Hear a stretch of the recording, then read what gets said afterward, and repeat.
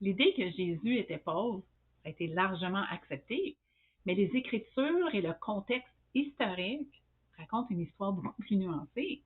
Ils ont mis l'accent sur la pauvreté, alors que c'est pas étonnant que nous, on ait du mal à abandonner la croyance que plus on est spirituel, moins on doit avoir, ou même peut-être pas du tout, ou en tout cas avoir moins. Tout ça, c'est parce que ça montre que Jésus a jamais condamné la richesse en elle-même, mais il a mis en garde contre l'attachement aux richesses matérielles lorsqu'elles deviennent un obstacle à la croissance spirituelle.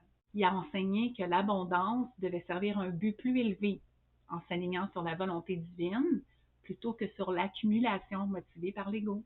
Son message n'était pas de rejeter la prospérité, mais d'adopter la richesse spirituelle et matérielle comme outil d'expression divine.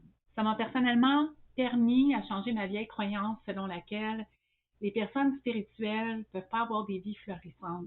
Et la culpabilité aussi de désirer l'abondance pour soutenir ce qu'on fait.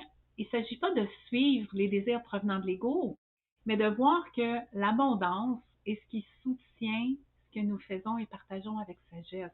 Ça ne signifie pas que ce sera toujours constant parce que même nous, on n'est pas constant dans nos pensées et dans nos croyances.